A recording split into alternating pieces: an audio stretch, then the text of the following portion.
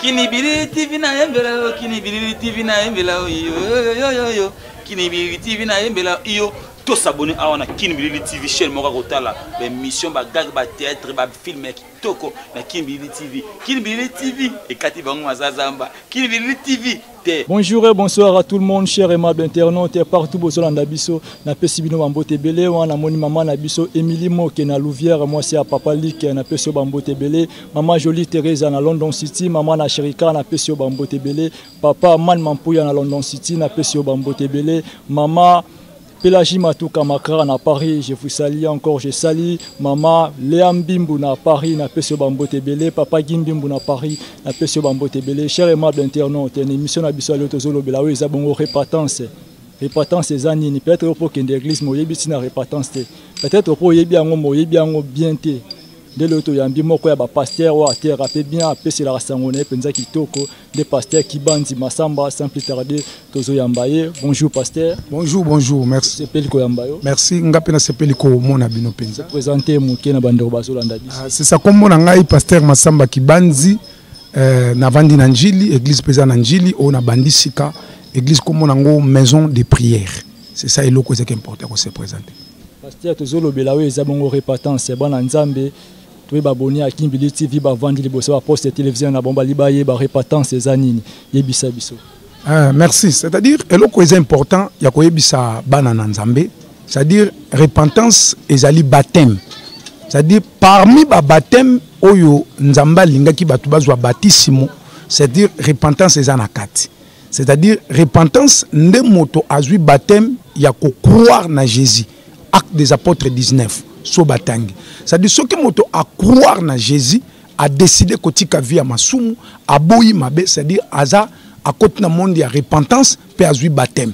C'est-à-dire repentance est la base ou est important na katia ba église. C'est-à-dire église na nzambe il faut vendre la repentance. C'est-à-dire Christ akoya kokoizwa biso na mokola suka akoya kokuta batoyo babongoli mitema. C'est-à-dire repentance c'est ça kobongola motema. C'est-à-dire kobongola motema ndengeni moto ko kobongola motema. C'est-à-dire azwa motema ngo alongola ngo ya oezala ke comme ya plastique. Non, c'est-à-dire moto babengi na église. Aye ndumba, aye nganga, aye moyibi, aye na ba via mabe. Nanda kuna bango akobongola motema te pa okokate. C'est-à-dire à partir nda kuna bango ndaye na église etant que moyibi etant que nganga etant que ndoki. C'est-à-dire ce qu'il y a dans l'église, l'église est liée Yesu Christ.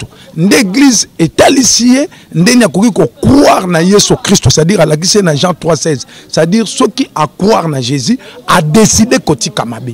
Nde moto oyo a commis na via kobongo la motema. C'est-à-dire kobongo la motema moto ye na église aye kopesa mbongo te. C'est-à-dire ayende kopesa bomo ina ye sincère et pas nanzambe. Ce qui moto a pesi bomo ina sincère et pas nanzambe, nde moto a changé façon d'être na ye, nde moto yo a croire na Jésus côté na principe nanzambe, nde moto a commis psycho moto. Donc moto ata zoya na église, ceux qui n'ont aleki na baptême te azana repentité. Ata pesa kana ye mabonza na ye, apesa ka badon na ye, ceux qui n'ont aleki na baptême te c'est qu'on a repentité. Bon, c'est-à-dire, ce qui est dans le baptême, il y a un motema.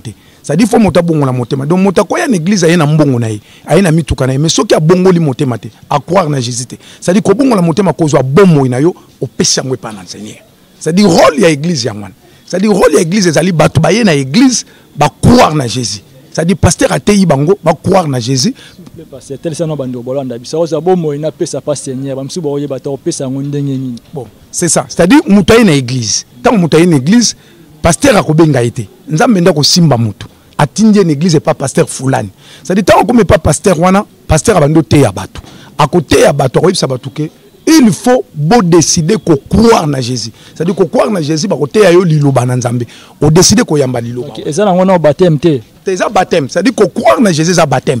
C'est-à-dire baptême, il y a repentance. C'est-à-dire ça baptême, parmi les baptêmes, il y a baptême. C'est ça qu'on dit ça na maï. C'est ça qu'on dit ça na maï, c'est ça qu'on croire de ce qu'on dit. C'est-à-dire motomoko andimi motomoko. C'est-à-dire andimi mobali moko lokola Yesu Christo achaye na vie na ye. C'est-à-dire décider que banda lelo mobali oyo akomi mobali nanga. Vie nanga komo dépendre na moto oyo. Avant si déjà ça déjà repenti pour andimi Yesu. C'est-à-dire avant d'indana ya sa bongo na motema à croire na Jésus. C'est-à-dire aye pa na Yesu a décidé abi banda lelo na zui vie nanga na pesi yango epa na Yesu sincère. C'est que bateau pe bazwa batema na main te kasi bandima Yesu roi bandiko na biso ba catholique. Ne ba bon ba tsara bon ka kopa mai bazwi batie plus mais lokola ndima na Yesu lo ba ki baza pe repentir bato na pe soki lelo Yesu azongi pe ba mona bokonzi na ye. Bon, c'est-à-dire on tout ça na volé mususu. C'est-à-dire ko bongo la motema ce qui mutadindi na mai. C'est-à-dire on est à s'engager. C'est-à-dire baptême ya mai ezande engagement d'une bonne conscience. Mokanda na Pierre. C'est-à-dire à s'engager sur qu'on ensemble. C'est-à-dire tant muta bongoli motema croire na Jésus.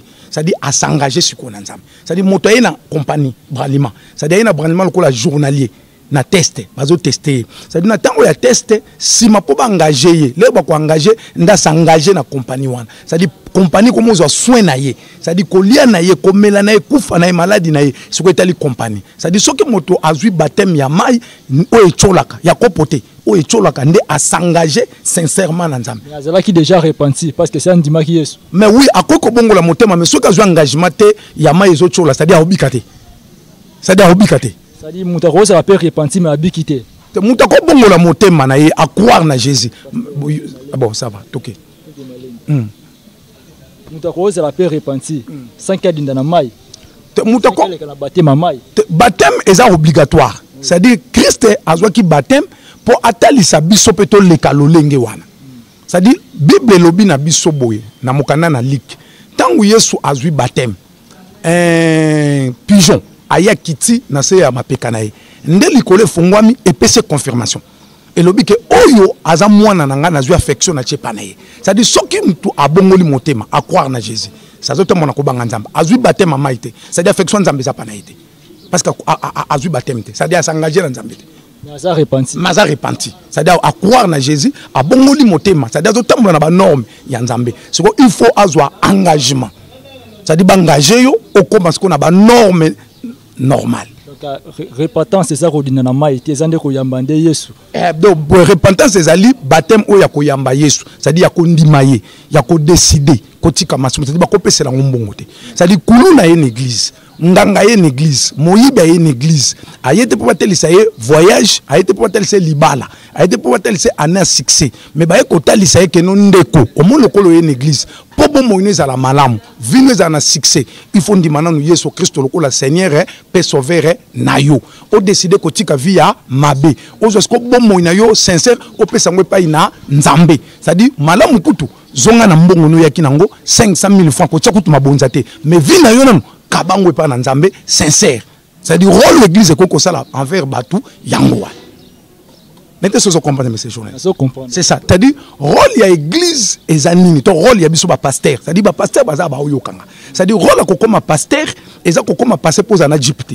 Autant un pays immeuble. Oui. Autant comme un peu bateau belleté. Et si tu n'as pas immeuble, c'est pas pasteur, c'est un hôtel, c'est pas un bandolanda. Parce que ça, les sous pour le bizarre rôle pour pasteur. C'est-à-dire, que le rôle à pasteur, c'est le pasteur à ton est-ce qu'il a péché tout. C'est-à-dire qu'on sommes Jeep, qu'on a immeuble. C'est ça péché. C'est-à-dire il y a un rôle na yote. C'est-à-dire il y a un côté parce que pasteur aza moumbu ya nzambe. C'est-à-dire rôle ya pasteur ezali ya kozwa bandimi ko ya pa na ye ya côté ya bango ba croire na Jésus ba décider kotika masumu. C'est-à-dire rôle nango yangwana. C'est-à-dire rôle ya ba pasteur ya mwana. C'est-à-dire ce que pasteur a comme na jeep a comme na mutu na ndako immeuble. Et ça c'est ça lisumuté. Et ça mabete mais ba ye koli ya Jésus ba tambusa ki vi na bango ba ki ba richité. Mais ba maneki côté ya batu ba croire na liloba. C'est-à-dire ba décider kotika vi ya masumu ba kabande vi na bango sincère pas na nzambe. Et si c'est-à-dire so lo biko no tcho fanda bien. C'est-à-dire ça bo moto na biso to sala. Simbelo mo bien les caliboso. Simbelo kwa bien le kaliboso simbo franda malunga te yango za rôle na yote c'est-à-dire pasteur rôle ne yango te c'est-à-dire rôle à pasteur ezali azwe bisa bandeko ke bandeko muni nde boye belé oyo c'est-à-dire problème eza un jour liwe koya un jour bo moyo kotikango un jour immeuble otika mutuke kotikala do yango lokolo yao ndima yeso lokola mokonzi pe mobikisi croire na ye tika via masumu tika via mabe c'est-à-dire soki moto a décidé kotika via masumu a croire na Jésus nde moto akozala sauver. C'est-à-dire pasteur ko senga no mbongo te ko senga pe mutuka te ko bisa pete ba pesa bo franda bien te c'est-à-dire rôle ya pasteur ezaka ka ya côté ya peuple ba croire na liloba ba décider ko tika vie ama sumu c'est-à-dire moto ya une église ndumba nganga ndoki c'est-à-dire moto aye azui vie na ye sincère apesa ngwe pa na Yesu azui vie na ye sincère apesa ngwe pa na Yesu tant azui vie na ye sincère apesa pa na Yesu sima Yesu akosala nini apesi ba droit. Pierre alobi na Yesu. Po Yesu azaki na ndako te. Yesu azaki fazer, azaki nesika kolala te, azaki mbongo. Nde Pierre tango amoni ke atiki ndako na ye misala na ye ndatu ni Yesu. Abi totiki nyonso, totiki ndako, basi bana, misala, tolandi po tozwa nini. Yesu a répondre abi oya tiki nyonso, basi bana, misala, atiki alandinga na ekeko mabala ba voyage mituka ekolanda ekekeko ya vie éternelle. C'est-à-dire ngolo ba ke soki moto une église ayepo tika masumu, ayepe sambongo te. Ayendi po tika masumu ponza mba pese mbongo. Nete sozo comprendre. Sozo comprendre, sozo qui est bien. Moto une église ayepo pesa mbongo te. Ayepe po pesa offrande bien te. Na ayepo pesa bomo ina sincère et bongo na itika masumu si manzambe apesi mbongo pe abongise lié vie éternelle. Nete sozo comprendre façon na zo expliquer. So comprendre le bateau bandé. C'est ça. C'est-à-dire rôle ya église ya ngona, c'est-à-dire rôle ya kokoma pasteur, ya ko yebisa bandimité ke bo pesa mbongo. Ya ko yebisa bandimité. So mona bandeko musi ba pasteur s'il vous plaît pasteur ba osala ba appel na tongo boya ebele nzambe na biso azo rendez-vous azo pesa mabala azo pesa mabota donc pona ba message wana. Donc c'est-à-dire nzambe na akolo ba wi nzambe na bango akozo pesa mabala. C'est-à-dire muta pesa ka mabala effectivement nzambe. Tani nzamba pesa ka libala. Nganga pa pesa ka libala. Et ça na ba te belé ba zape ba ke pa maman mo sokole po libala komela ye. Mais c'est-à-dire nzamba opesa moto libala oyo a croire d'abord. C'est-à-dire moto a décidé à une église habitée. Ah, vie n'angeza passe parce que Yesu a oteya bazaki ko beti ko bana mena bienté. So tengi la Bible Yesu a bana mena bienté. C'est-à-dire Yesu a teyi ba beti ba nzete na mabanga. Parce que maloba mo ezaki choquant. C'est-à-dire ce qui pasteur azoteya, c'est-à-dire faut ba lela. Ah, vie nanga. Ah, fona tika masumu. C'est-à-dire so ba décider ko tika masumu libala za yé. Mais Yesu obi ke ba bazopela appel faut boya ko zo mabala mi ba ke ba ke sala ba combat pour na mabala. Nous avons chassé des mots, il y a célibat. Célibat, ça a démonté. Oh, pasteur. Célibat, ça a démonté. Nous avons chassé des mots pauvreté. C'est-à-dire célibat. Mais non, pauvreté, ils ont mis mon mabete. C'est-à-dire, misala na Congo, ils ont pauvreté. Na pas tout chasser à monter. Célibat, ils ont que, ils ont chassé mouli moba la katete. C'est-à-dire, tant ne kokite. Ou bien frère, ils ont un bon obala yo te. C'est pas un des mots. C'est-à-dire, il y a des gens à croire na Jésus. Ndeko, monde de une église. 500 noye nango nzamba olia ngote po nzamba lia mbongo te bible be za consommateur ya foi ça dit nzamba lia mbongo te et tel pe nzambe te bakabela pe nzambe mbongo te mais bakabela ka nzambe nini bomoy ça dit ozu bomoy na yo opesa ngwe pa na nzambe ndesi nzambe pe na parna pesi yo mbongo mituka voyage misala neto sozo comprendre pe c'est lui vie éternelle mais 500 francs au pesi l'église 1000 francs 2000 et tel pasteur. Ça dit nzamba za de auzala desi. Ça dit nzambe problème nezani. Il faut ba pasteur ba sel sera fait tango nyonso na lola. Soki ba dozo tika mabe ba bongo la mitema. Nzamba zo beta maboko. Mais soki ba dozo bongo la mitema te ba pesa ba mbongo ebele na église. Ba pasteur ba za ba bénéficiaire. Nzambe ndaza perdant. Mettez sur ce comprendre frère. Ça dit nzamba za perdant. Non comprendre. Ba komi ba zui mbongo ba somi mituka. Yango moni ba ndimi ebele pasteur anyo kwa marapona ba ndimi. Pasteur à cause de la richité. C'est-à-dire pasteur à cause de la pauvre mendiant pour bandimba za mbongo. Pour bandimba les ba koma na mbongo ndeba kozong c'est la pasteur. Mais lelo bandimba ko monyo koma pona ba pasteur. Donc ça oui mon ndimo ina 500 te pasteur a otala ote. Ko bongo la motema ta sa kuna te. Ah frère ngana kataka pongi na ngapona ke bisa mon ndimo. Simba 500 ya bien, to 1000 francs bien. Mais non, il faut nebisa mon ndimo mon lokolo ye. Pesa bo mo ino sincère pa nzambe. Kota na ba principe nzambe. So muta kota na ba principe nzambe. Nzamba pesa biloko nyonso. Liba le singa. OK ça que chassa ngo démoté. C'est-à-dire le lot est à sous-bongoté. Donc le lot n'a pas comme simba offrande, il y a masque de vieillesse. Simba offrande, il y a célibat. C'est-à-dire offrande de célibat va kata montanango. Célibat prolongé. C'est-à-dire pasteur sozo yo kangawa, tayangoyo. Nzamba zana pour sa peuple moka bongo la motema à croire na Jésus. Au lieu place où yote ya peuple ba bongo la mitema ba croire na Jésus sa peuple ba pesa mbongo kenangwa. Bo tonto kabela nzambe mbongo. To par exemple moko. Tonto kabela nzambe mbongo. Ça dit boyo boki mbongo na kitunga te. Ça dit mbongo nzambe mtozwa. Mais baloba bongo to kabela nzambe mbongo to pesa. Est-ce que langage moko faux? Est-ce que nzambe mtawlia mbongo wana? Tout ça la sincère. Nzambe mtozwa kango. Ça dit nzambe azwaka. Banani balingi bakaba bomo ina bango sincère pa na nzambe. Banani balingi bakaba bomo ina bango sincère pa ina nzambe. Mais évangile les offelés mais évangélisation les ambongo. Ah. Évangile na kati église bakopesa la mbongo. Mais ndeti osala bo photo zwa mbongo. Vous comprenez? C'est dit bateau yo kapso ba pesa son mbongo tous les na chaîne de télévision pour l'évangélisation. On est comme mbongo. Mais na kati église za na droite. Na kati église za na droite. Donc na kati église ba kopesa ou ba pesité c'est pas mauvais. Donc ba mutako ya na pe église mais bine offrande à côté église abimi na yo so encourager. Mais mutako na l'église ça face à la l'aise. Mon dit mais sambela à l'aise. Aïe na mbongo toi na mbongo te mais à l'aise. C'est-à-dire zo sambela à l'aise. C'est-à-dire offrande d'abord les années. Offrande des années yemoko. Yemoko na bongo le monté mata croire na Jésus te. Atiki na via masumote. À côté na principe ya nzambe te. C'est-à-dire offrande ni to sana ngoni. To kenangwa. To nzamba sana ngoni. C'est-à-dire nzamba osepelaka na mutsoki atiki mabe. Atiki masumu. Nde Bible lobilo le beti musique nzamba bini. C'est-à-dire nzamba bina so muta bongo le monté. C'est-à-dire pasteur abina katongo offrande de côté belé. Ndapesi mo sine na bana ba gérer. Il y a un moment l'église sur le pasteur a payé moi. Alors moi est comme moi c'est. Alors moi déjà héritage na bango pour business na bango. Église ole était ya batu ba bongo la mité ma ba croire na Jésus. Batika via masumu c'est-à-dire église lelo est comme business et comme cop. C'est-à-dire comme cop de c'est-à-dire moi na pasteur azo ça n'importe quoi en église parce que ça plan na bango. Cop na yi. Or église c'est cause à copter. C'est-à-dire église c'est cause restaurer mité manabato. Église c'est cause changer façon d'être. Ésaïe 61:1. Et l'esprit du Seigneur est sur moi, l'Éternel m'a oint pour apporter la bonne nouvelle. Babi meme la batu sango malam. Babi te ke osenga batu mbongo. Babi te ke osenga batu mitukate. Yebisa batu bande ko bo croire na Jésus. Taneza mabe. Liwa ezali mokolo ko kufa bo mono ko chango wapi. Soko bongo li motema te. C'est ça le rôle de l'église. C'est ça le rôle de baptême. Baptême c'est-à-dire baptême eza ko bongo na motema, ko croire na Jésus, ko zwa vie na ko pesa pa na Yesu, sincère ko kota na ba principe ya Nzambe. C'est-à-dire ce côté na ba principe Nzambe, Nzambe pas côté na ba principe nayo. C'est ça rôle ya ko sambela. Mais le lelo na ngote na l'église, ça dit nous les pasteurs to même église wapi, ça dit église to même on a poubelle. Ça dit le lelo to ça aneo ya na mabala. Ça dit au monde na balobi na batana mabala, ti lelo ku babenga na balabala te, ti lelo azwa pe mobilité, ti lelo ta na ta kutu chéri na vie azwate. Mais babi na ana mabala. Ça dit ana succès. Ana ba voix ane oyo bobongo la mitema bo croire na Jésus le ko la Seigneur peut sauver na bino. Ça dit jazoteya. Repentez-vous Matthieu 3. Repentez-vous car le royaume des cieux est proche. Bobongo la mitema bokonza nzambe za pembeni. Ça dit tant oyo église et bungisi valeur et bungisi considération. Frère, ngana ken église mona keteya séminaire na bandi na repentance. Kuti basi kitoko minene kuna. Ça dit, quand on a été repentant, c'est Céline Abimi. Oh, bandi mbazongeli pasteur. Babi oyebi vi na biso. Yo pesi pasteur a été repentance. C'est-à-dire, ou pasteur, ou biso. C'est-à-dire, pasteur faut un juger. Parce que pasteur a vi à bandi.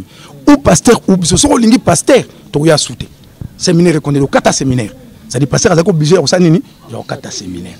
Parce que aux autres, ça, bango kobongo la motema. Les lois passer bazo bercer les soum ba caressa angote. C'est-à-dire passer les lois bazo moni ser malembe ouais ce que zo tambola boy mukolo moko ouais te de ba isa mutu tika mabe Christ za na posa na yo. C'est-à-dire pasteur ole lo bango zo banga po bandimba o panzana. Mais non, sous ça même na 10 personnes. D'abord Bible 2 ou 3 sont réunis à mon nom. Je suis milliers de. C'est-à-dire problème les autres na 10 personnes, 5 personnes mais bobika. Te ya peuple na yo ba croire na Jésus. C'est ça rôle, il y a repentance. Ko bongo la motem, c'est-à-dire qu'on change façon d'être na yo, ko longo la moto na vie à mabe, ko kote na vie à malam. Merci beaucoup pasteur. Cher aimable internaute, beau s'abonner massivement à la chaîne Abisso Kibili TV et puis beau zapper, beau ça toujours connecté, toujours continuer l'émission Abisso. Pasteur, nini mutu sera vraiment réellement pour azala repentir. Bon, c'est-à-dire pas moto bon. Bref, vraiment. C'est-à-dire moto pas bongo la motema, et ça non facile. C'est-à-dire aye kaka na Yesu, pasteur ndateye. Tant que pasteur a ôté, Nzamba simbi maté awa. Ndé moto a changé. C'est-à-dire moto a convaincu, a décidé, Nzamba simbi, ndabutiki mabe. Vous savez, c'est-à-dire moto a une église, donc église est la base nango za batu ba ye, ba yoki liloba, pasteur a koti bango na mozindo, atali si bango vie chrétienne, atali si bango ko banga Nzambe, atali si bango ko croire na Jésus Christ. Après et si les gens 3 16 14 17, c'est-à-dire ba croire et si li ba décider. C'est-à-dire moto a décidé kaka et si a commis sauvé. Somme ta décidé les lots. Abi les lots.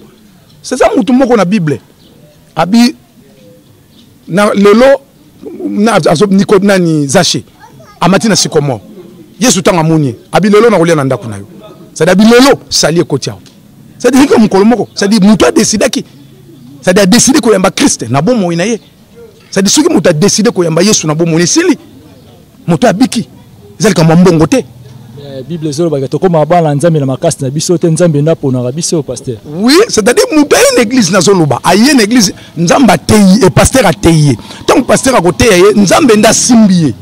Tant nzamba ko simbaye, nde moto sikoyo aza touché a décider. C'est-à-dire maté ya nini?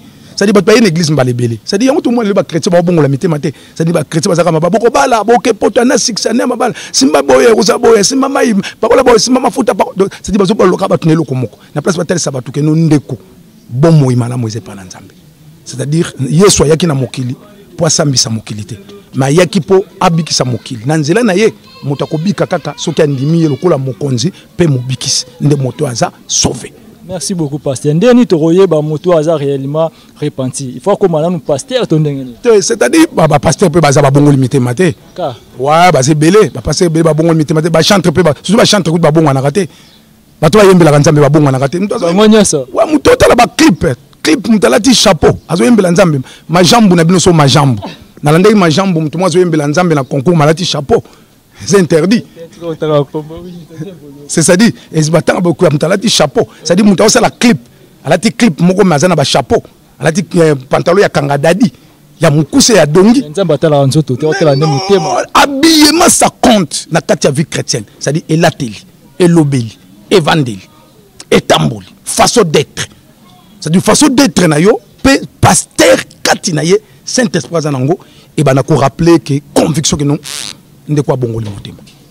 Mono yo adana kati via bosanto. Ça dit Saint-Esprit nous ont révélé. Saint-Esprit nous ont révélé que nos frères ou journalistes na vandi na ye, ça dit bongo le motema. Ça dit Saint-Esprit nous ont révélé que nos frères ou nazana ye, ça dit bongo le motema croire na Jésus. C'est ça. C'est le Saint-Esprit. Ça dit au moins la peu façon d'être frère ango. Ça dit yo une église pasteur à la tisina no batu bi trikwa bilongi na ye. Oh mais c'est un péché. Obikate. Ça dit même le pasteur mtebi qui ça été. Mais non, ça dit Exode 20, aujourd'hui calendrier chez Longinayo, au Tekabandimi, Boyokanga. C'est-à-dire que l'oko tozo linga peuple nous soit à la révolte. De quoi ça les kambo vinayo. Et c'est comme au bercer mon tout. C'est-à-dire que si on continue l'église au baote ya kobongo la motema, pe ko yambo la masumu. C'est ça le quoi sa base. C'est-à-dire que bongo la motema pe ko yambo la masumu. Pierre azala ka influencer comme ko bimisa apparence à Yesu mais azala lisumu te. Nani? Pierre, oui. Pierre azala ka influencer comme bimisa apparence à Yesu. Elle est même kutu ba olobana ke yo ça le cola mutoto aussi au kanga wangana après ce c'est la 3 fois est-ce que apparence il y a Pierre il y a Yesu ma pas Pierre ça les soum bon c'est-à-dire cette photo ya mutu pas il y a pasteur pas mondimine est-ce que ça m'a bêté voilà apparence c'est deux choses c'est-à-dire azol là ta lolenge na mutazui calendrier bambi il faut na wangana na se sauver nda wangana mais suka Pierre c'est qui mwana nzambe au moins que Judas ateka que Jésus qui commis bien bika kufi mais Pierre a asengi pardon abinzambe kanisa bongo fongola ya église batiki na maboko nani c'est na maboko Pierre wanati c'est dit Pierre a qui révélé qu'il faut na wanga nanan pour na se sauver lobi na zonga na sama ko la tata ndena senga bolimbis ndeba kotikela nga clé c'est ça la révélation c'est ça le Saint-Esprit donc rolata polo ya pasteur rolata kitambala ya pasteur ezamabe ndeko so koti na église na bien so koti na église bazoteya ko bongola motema ko yambola masumu vanda wana bazoteya bino repentance ko croire na Jésus mais so koti ateki batch na ye ateki calendrier ateki polo elongeza ya ye ndeko zo yokanga crois-moi yo na ye vous serez en paix elongeza ka juste elongeza na ngwa image mtalati na yese longo pe mte kwesa mna lufelo mais ezana parmi babiloko nzamba boyi parmi biloko nzamba boyi est-ce que kandani c'est pasteur nam kandani Exode 20 na pesi même Exode 20 tanga ngomba la Exode 20 to kotanga ngo c'est-à-dire na yebelonga Yesu na yebelonga Yesu mtazana elonga Yesu azate mutba yebelonga Yesu azate c'est-à-dire mutu azaki na ni beauté ni éclat azaki na ngomoko sepela nete c'est-à-dire so sepela Yesu ezaka po bongola motema o croire na ye mama mokalobi na Yesu esengo na libele melisaki mwana oyo oyi réponse à Yesu esengo na moto ayoki liloba na nzambe pa tiango na mi sala c'est-à-dire liloba na nzambe oyoki o tiango na mi sala ndobiki c'est-à-dire qu'on a un grand homme dédié un grand homme dédié c'est lui-même Jésus c'est lui qui craint Dieu on a un principe nzambe nzambe au commissaire grand est-ce que mutu nyonso il faut aller kana repentance oui et ça est obligatoire mutu nyonso est obligatoire faut aller kana na bana aussi babota na ba famille pastorale ko la mwana mama pasteur na papa pasteur il faut aller kana repentance moi na kuli na makamwa nzambe akuli ali un moment peut-être comme on n'a pas commis pasteur parce qu'il y a muta bon payer peut faut aller kana c'est-à-dire azola ça image à tatate c'est-à-dire tant ba mona pasteur masamba c'est-à-dire bazo mona masamba c'est-à-dire ndebo to mona Yesu c'est-à-dire so ba mona Yesu c'est-à-dire ba mona bisote C'est-à-dire, si moi je vis, ce n'est plus moi qui vis, c'est Christ qui vit en moi. Il faut pas les caper. Oui, bana passer il faut bon la mitem, mais bana passer ba bon la pe mitem maté. Ça passe bana pour bon la mitem. Na ya basi la mi ban. Ba bon la mitem na passe. Bana ba pasteur. C'est-à-dire or bazana droit ya ko bon pour ça pas na droit ya sali. Parce que na droit babika. Yango mo na affiche pasteur a commis titre thème na ye sali. Mo ke kuna bandolo ba makamususu. Comment ça va voyage mabala bambongo c'est-à-dire le lot na mboka na biso batea sous repentance te le lot na mboka na biso soza na mbongo te yaya taba osalobo le lot na mboka na biso soki mbongo ezate pasteur bako nyoko la mondimi mais or rôle ya pasteur ezali aza moumbu na nzambe moumbu c'est-à-dire ya zo nyoko maka po ba pasteur bandimi babika ya ko nyoko mako la torturer bandim bazwa bolamu bazwa bambongo après bandim so ba pambwami bakoya ko sombele mituka bakoya ko tongele ba ndako ça dit bana ba pasteur baza pe na droit ya ko bongola motema droit wana ezali eza obligatoire po ba yebi ke mokolo moko pe bombo ina bango kozala vis-à-vis na nzambe ndenge nini po pasteur aza mususu mosi pe mususu bana pe ka mususu ça dit biloko misatu wana etel nango na makambo nzambe te ça dit moi ça pasteur faut croire na Jésus a décidé ko bongola motema bana pe ya pasteur ba croire na Jésus ba décider ko bongola mitema na bango après pe bano yo lobi soki lobi koye babiki pasteur est-ce que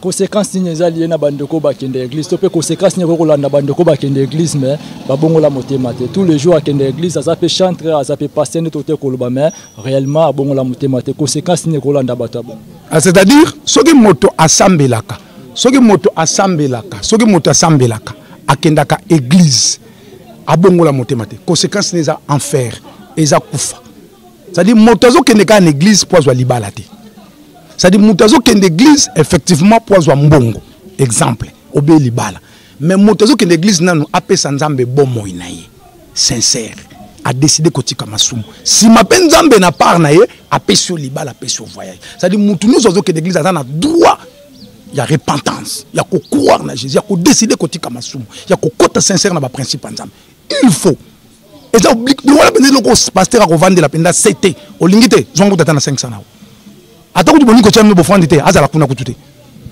atako du tcheba 10 francs na minute atako du 10 minutes pesité mais c'est à dire mutabongo sigala ndeza pasteur mutapeso offrande te pasteur atika mais non c'est à dire pasteur boko tchabo offrande na menacer ti offrande mais non pas c'est pas 10 na bo offrande ba bongo li motema te nzamba perdant on nzamba cause perdant te c'est-à-dire nzamba cause jamais perdant fo nzamba zaka na bénéficiaire bénéfice nzamba zaka so ba bongo li mitema ba croire na Jésus mais si pouvez ba 10 na bo offrande bénéfice à pasteur bon ce qu'on nzamba zwini oh problème c'est pas amoni za nzamba et ça yote c'est ça ba olanda biso ba mikili nyoso ba olanda biso fo ba yeba biloko wana c'est-à-dire mbongo pasteur ke ya pasteur aller aye munene aso mituka bongo nzambe c'est-à-dire oh problème amondimi nda pesi apesi bomo ine pa na nzambe soit pesi bomo ine sincère pa na nzamba bongo ni sincèrement nde nzamba sali ni frère akabeli mbongo tant nzamba apesi mbongo apesi musala yepe na part na bate soki leo na comme na bomo imalamu na biki boy na otambo na via sincérité na otambo na via ko banga nzambe ezaki pasteur fulani ngape na mema mbongo nanga na pesa yata nefiske mais obligatoire te yozo pesa obligatoire ku desali bino bongo la mitema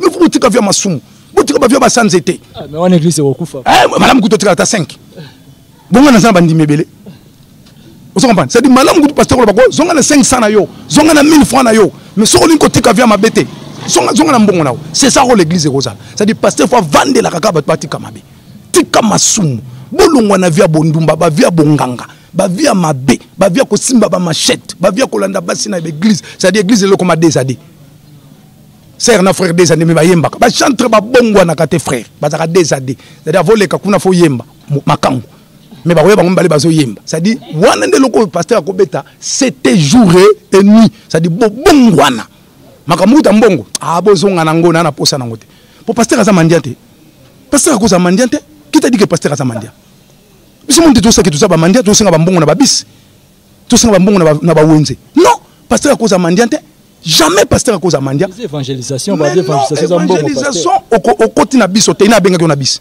mutabenga na bis ça lena kete na bis mutabenga basinga mbomba albato pesa ngo ba orphelin to sunga ba malade ba hôpital orphelin talio wana za ba stratégie ko lia frère ça dit na bis ba kota ka te ya kende so mutakabeli yo na ndengene wana ko boya te vous comprenez ça dit rôle penzo to ko sala makasi et ça rôle nda côté repentance ko vande la penza biloko des années l'église na boy so moni ko lingi via masumu et simbate parce que via masumu na nzambe et simbate na pasteur et simbate c'est-à-dire rôle yo revendre arman et nous comme si revendre la c'est-à-dire oh non comme temps ofanda bete tozana posa na ngote tozana posa banani balinga tika bongo imabi banani na pokwa na lelo to na tongo le balinga bongo la mitema ba croire na Jésus ba tombola misapi bale kaliboso na bondela pona bango banani balingi c'est ça rôle de l'église et si.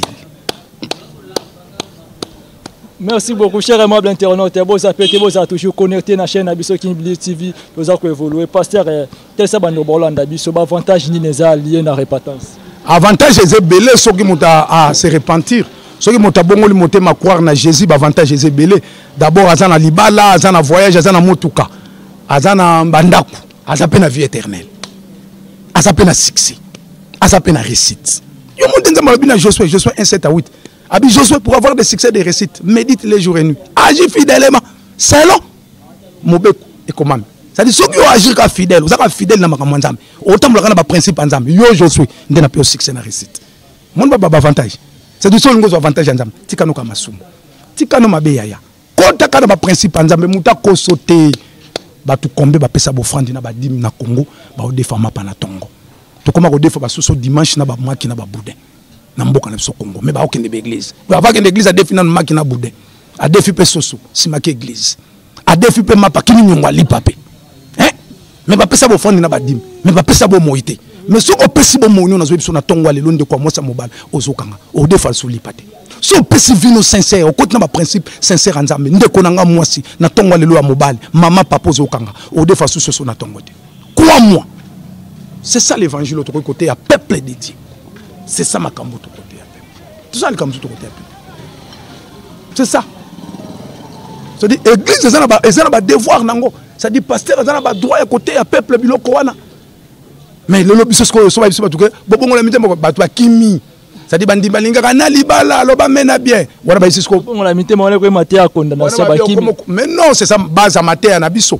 Ça dit maté za fondation za repentance ça dit ndako étage autoza na ngwa banda kunis toza na ngopembe so les na fondation malamuté et ko yat mais oh fondation mondimi ya beza repentance parce que mondimi ça a bongol motema à croire na Jésus frère soko so bongol motema à croire na Jésus ba kopé $100,000 ko pengwa te parce que so croire na Yesu ça dit autant na ba principe na ye attendre ngini ko acheter ba ko tikelo pe mwasi ya mutu ko yate mais c'est dit soko so sambela lokolo na ba likati lokolo libanda au croire na Jésus autant mon avis masumu mokenda ke église c'est-à-dire au moins ça mutu bima na ye c'est-à-dire mbongo ba simbisio o liango c'est-à-dire so ba peso $100,000 au sala folie babari comme yayo yango mondelo mona ba komola biso même biso ba sala nzambe na ba vidéo parce que to bongo leki mitema te leur mbongo ye belé ale au panique au comme na ba via mabe oh frère église ezaka na rôle à côté ya ba bongo la mitema frère moninga so lingo bongo la motema te songa na 500 na nga na église ngeza bongo.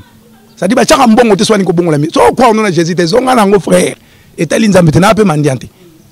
C'est-à-dire nzamba sana malolenga ole sanga. Akoya pa na yo akoya pe pa ndeko caméra abike non ndeko. Pasteur Masambo zap ne secrétaire. Nana $10 yango zwa. Pasteur naza complet costume. Parce que clair contact yango. Nzamba sana ba lolenga le sakabato. Nzamba sana lolenga la sabato ça ba mandiante. Ça dit tout est ba principe. C'est ça Josué. Yo mon nzamba c'est que Josué pose un succès récite Simba offrande à bien. Yo mon nzamba c'est que Josué bon. Tant a bengi na musala. Abi d'abord malobo na zo yebisa yo Bible longwate. Médite les jours et nuits. Zala fidèle. Cause la ni à gauche ni à droite. Zala kati. Kotaka na ba principe sincère. Ndok mon lobo. Merci beaucoup, cher aimable internaute, et à tous ces repentis, tout bon, la mité mandé, le qui motive en nyonso. Je profite de l'occasion pour saluer depuis Belgique, celle qu'on appelle Maman Émilie Mo, qui n'a pas sur Bambo Tébélé, Maman Zita Beke, n'a pas sur Bambo Tébélé, cher aimable internaute, tous a déjà cochité vers la fin de notre émission, n'a pas sur Bambo Télanga, Maman Jolie Zo, à London City, Papa Man Mampouya, n'a pas sur Bambo Tébélé, pasteur.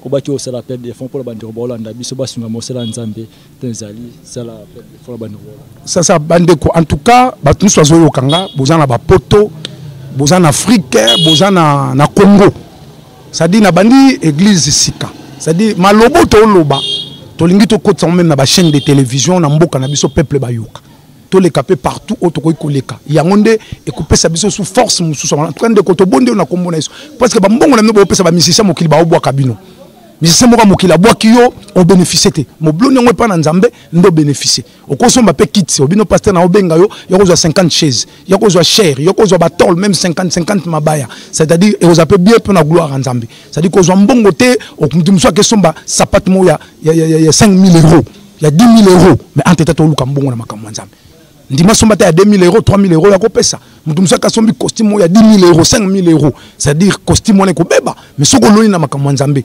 otikala ke éternellement na vie na yo c'est-à-dire nzambe bano zongela kaka ko kanisa kayo c'est-à-dire na nalo bapelo ko moko c'est important c'est-à-dire zana mutu mususu abongola motema te mapesi mbongo ne na makambo nzambe c'est-à-dire bénéfice nini ya kozwa c'est-à-dire mokolo moko kozwa problème pas c'est lié abinzambe kanisa ngai mokolo moko na pesa kata 10 francs nanga na musala nzambe pour soutenir basala nzambe nzamba ko kanisa pe na likambo ako épargner danger mais bongola na motema c'est ça le ko twana ngobizo bande ko merci nzambe penza mona bino le numéro téléphone nanga ezali 097 74 21 837 097 74 21 837 c'est-à-dire numéro na WhatsApp ya ngwana c'est-à-dire o amonika ko benga ko soutenir ndeko pe ya journaliste tozana ye c'est-à-dire azande ko moko pe na ndeko caméra baza banu batambo na ba principe nzambe parce que so batambo ba principe nzambe te na ko batika tapa na bango soko tindi code ba ko komisango na sincérité c'est-à-dire ba ko leta $1 te to bondelio pardon tinda ba biloko na yo mbongono et soutenir biso na église to sa musa nzambe penza ekende musika to za biso sa ba campagne to za biso sa ba croisade to za biso ko le kana ba chaîne na télévision mais to za na ba moyen te bino bo za na ba moyen bo soutenir mateya oyo oboyoki ça dit so pesi bino sengo plaisir bo soutenir biso pour lobi peto kende musika pona likambo. Merci nzamba pambola. Merci beaucoup pasteur Bambote na bandeko ba Holanda. C'est-à-dire na pesi bino mbote na bandeko so Holanda ngani mama Zita mama Emily sœur Olga na pesi bino mbote ba mama Eve na pesi mama Eve Ngamputu na pesi ba sœur Nangebele sœur Ebele bazana kati sœur Shela papa Tosha to na pesi bino nyonso mbote penza na kombo na Yesu Kristo na bino nzambe penza zala mobateli na bino nzambe penza abomba bino penza nzambe penza zala molongi na bino likola makambu nyonso na vie na bino. Merci nzamba pambola bino. Merci beaucoup. Je profite de l'occasion pour saluer depuis Louvière celle qu'on appelle maman Olga na Pesio Bambote Belé, maman Emily Moki na Pesio Bambote Belé, maman Zita Bioki na Pesio Bambote Belé, papa Man Mampouya na London City na Pesio Bambote Belé, maman Pilaji Matuka Makra, Elfine à Paris na Pesio Bambote Belé, Léa Matuka Makra na Pesio Bambote Belé, abonné nyonso ya Kinbili TV na Pesio Bino Bambote Belé, cher aimable internaute, beau s'abonner massivement na chaîne Abiso Kinbili TV, à ndebe émission bien zaliba gaga bien zaliba descente pe zali, lope muto la toucher pour na kosunga orphelin au numéro ngwana za affiché au bas de l'écran, au PCO ayo za na ngoto sunga orphelin, c'est pour la posto cité kombo na yo pendant descente au cité, c'est pour plutôt cité tête c'est la kana yo roloba. Merci beaucoup. S'abonner massivement à la chaîne Abiso Kinbili TV. Bien, c'est la fin de notre émission. On se retrouve au prochain numéro.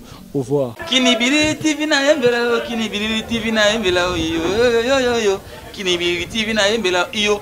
Tous s'abonner à la Kinbili TV chaîne Mora Rotala, l'émission ba gag ba théâtre ba film toko na Kinbili TV. Kinbili TV et Kati Bango Mazazamba. Kinbili TV te chaîne à Rotala yango. Tous s'abonner à massivement pour la Kinbili TV. Kinbili TV na yembela, Kinbili TV na yembela, yo. Kinbili TV na yembela, yo. Tous s'abonner à la Kinbili TV chaîne Mora Rotala, l'émission ba gag ba théâtre ba film toko na Kinbili TV. Kinbili TV et Kati Bango Mazazamba. Kinbili TV te chaîne à Rotala yango. Tous s'abonner à massivement. Kinbili TV na yembela, Kinbili TV na yembela, yo. Kinbili TV na yembela, yo. Tous s'abonner à la Kinbili TV chaîne Mora Rotala, l'émission ba gag ba théâtre ba film toko na Kinbili TV. Kinbili TV et Kati Bango Mazazamba. Kinbili TV te chaîne à Rotala yango. Tous s'abonner à massivement pour la Kinbili TV. Kinbili TV na yembela, Kinbili TV na yembela, yo. Kinbili TV na yembela, yo. Tous s'abonner à la Kinbili TV chaîne Mora Rotala, l'émission ba gag ba théâtre ba film toko na Kinbili TV. Kinbili TV et Kati Bango Mazazamba. Kinbili TV te chaîne à Rotala yango. Tous s'abonner à massivement pour la Kinbili TV. Ah, avanda de. Kinbili TV na yembela, Kinbili TV na yembela, yo. Kinbili TV na yembela, yo. to s'abonner à na Kinbilili TV chaîne moka kotala ba émission ba gag ba théâtre ba film kitoko na Kinbilili TV. Kinbilili TV ekati bango mazazamba. Kinbilili TV te chaîne ya kotala yango to s'abonner à massivement pour na Kinbilili TV. Ah, avanda de. Kinbilili TV na yembela, Kinbilili TV na yembela yo. Kinbilili TV na yembela yo. To s'abonner à na Kinbilili TV chaîne moka kotala ba émission ba gag ba théâtre ba film kitoko na Kinbilili TV. Kinbilili TV ekati bango mazazamba. Kinbilili TV te chaîne ya kotala yango to s'abonner à massivement pour na Kinbilili TV. Kinbilili TV na yembela, Kinbilili TV na yembela yo. Kinbilili TV na yembela yo. To s'abonner à na Kinbilili TV chaîne moka kotala ba émission ba gag ba théâtre ba film kitoko na Kinbilili TV. Kinbilili TV ekati bango mazazamba. Kinbilili TV te chaîne ya kotala yango to s'abonner à massivement pour na Kinbilili TV. Ah,